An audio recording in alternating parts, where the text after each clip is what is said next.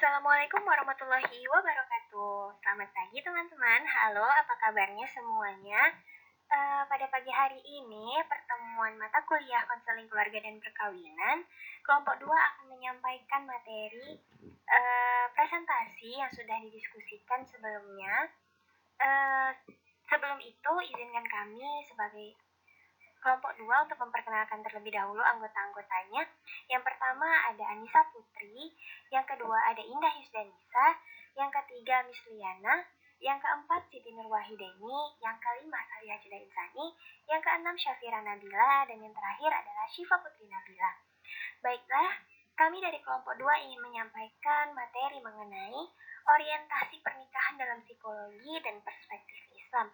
Jadi kami akan membahas materi yang berkenaan dengan orientasi pernikahan itu sendiri, tapi dalam dua pandangan. Dalam pandangan psikologi dan tentunya dalam pandangan Islam. Simak penjelasan di slide berikutnya ya teman-teman. Selamat menyaksikan. Pembahasan dalam materi ini dibagi dalam 4 submateri. Yang akan disampaikan pertama adalah mengenai pengertian orientasi pernikahan. Yang kedua, pengaruh orientasi pernikahan. Yang ketiga, faktor determinan pada pernikahan. Dan yang keempat adalah orientasi pernikahan dalam perspektif Islam. Baiklah, materi pertama yang akan kita bahas adalah mengenai pengertian orientasi perkawinan. Apa ya orientasi perkawinan itu? Orientasi perkawinan adalah istilah yang dibawa oleh psikologi untuk menyebutkan niat atau tujuan dalam pernikahan, yang kemudian istilah itu lahir sebagai sebutan orientasi pernikahan atau marriage orientation. Lalu orientasi itu berpengaruh pada apa sih?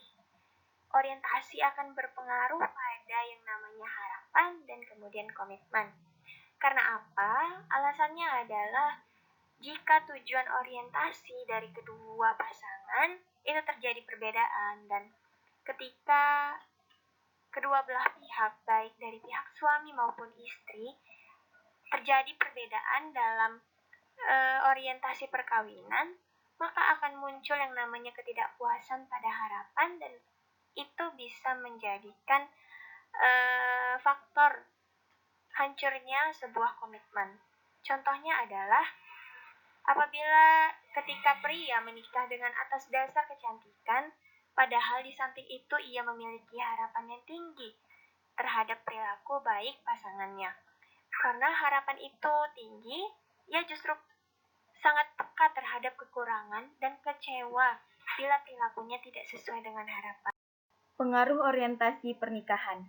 Orientasi pernikahan sangat berpengaruh pada kebahagiaan dan kepuasan pernikahan. Karena jika pasangan menikah berdasarkan orientasi yang baik dan tujuan yang sama, maka pasangan cenderung menjalankan tugas dan haknya sebagai suami istri dalam pernikahan tanpa ada ganjalan. Dalam beberapa penelitian, jika orientasi pernikahan tidak tepat akan berpengaruh dalam usaha mewujudkan tujuan pernikahan tersebut, yang bisa berakhir dengan perceraian atau berdampak pada perkembangan keluarga, terutama pada anak. Faktor determinan pada perkawinan. Yang pertama, kematangan emosi. Jika seseorang belum memiliki kematangan emosi yang baik, hal tersebut akan sangat mengganggu hubungan pernikahan nantinya, dan malah akan berimbas menjadikan sebuah hubungan yang seharusnya dilakukan secara baik akan hancur seketika. Yang kedua, memiliki hubungan cinta. Di dalam sebuah perkawinan, tentunya harus memiliki rasa cinta di antaranya, agar sebuah hubungan perkawinan bisa terjalin dengan harmonis dan saling memiliki rasa kasih sayang di antara suami dan istri. Yang ketiga, faktor keturunan.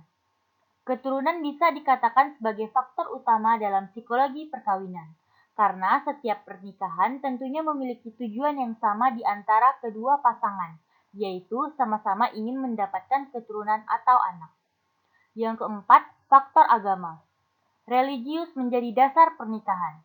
Kesiapan di dalam area ini meliputi adanya kesamaan prinsip agama antara individu dengan pasangan, serta digunakannya agama sebagai landasan di hubungan, yang ditunjukkan melalui digunakannya pendekatan agama di dalam menyelesaikan masalah dengan pasangan dan di dalam merencanakan pendidikan untuk anak.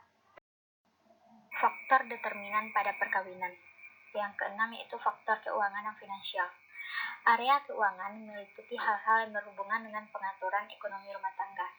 Kesiapan individu di dalam area ini dapat diketahui dari kemampuan individu untuk merencanakan pengaturan keuangan dan diperolehnya kesepakatan di antara individu dengan pasangan terkait rencana pengaturan keuangan, supaya tidak terjadinya kesalahpahaman antara suami dan istri.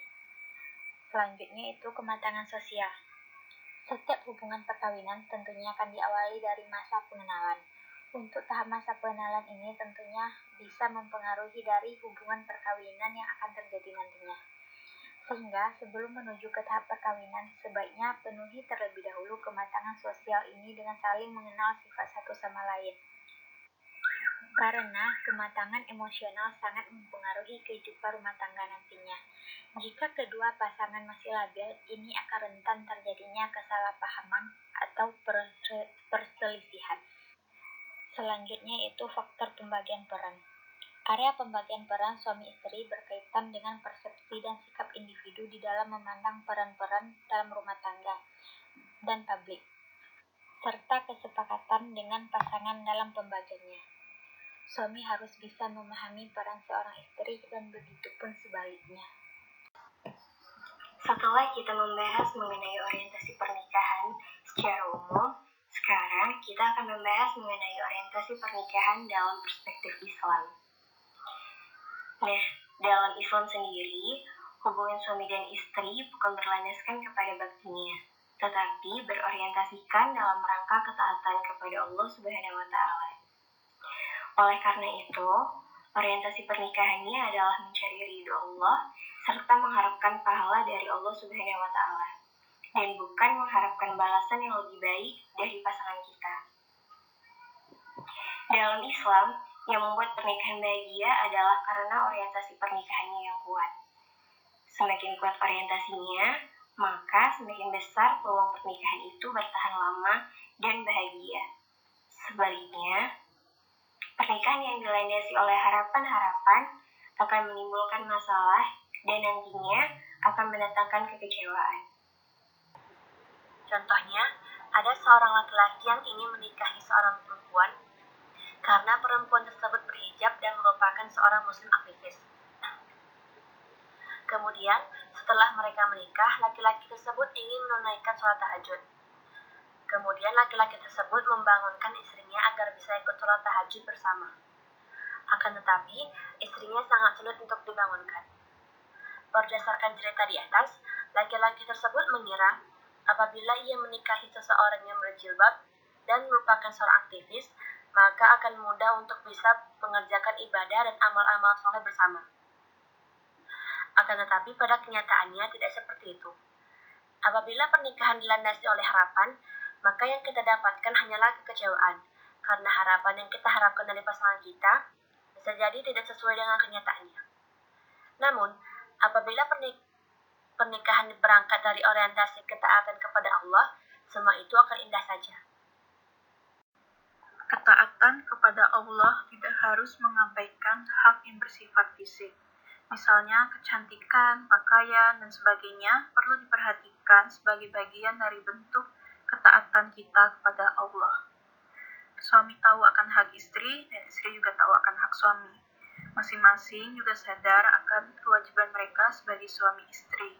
Dengan kata lain, sebuah pernikahan yang bahagia adalah jika suami berorientasi memenuhi hak istri dan melaksanakan kewajibannya sebagai suami. Begitu juga dengan sebaliknya. Yang selanjutnya, tujuan pernikahan dalam Islam. Yang pertama, untuk memenuhi tuntunan naluri manusia yang asasi. Yang kedua, membentengi akhlak yang luhur. Yang ketiga, menegakkan rumah tangga yang islami. Yang keempat, meningkatkan ibadah kita kepada Allah. Yang kelima, mencari keturunan yang saleh. Sekian presentasi dari kami. Apabila masih ada yang belum dipahami oleh teman-teman, silakan untuk bertanya di kolom diskusi yang telah disediakan.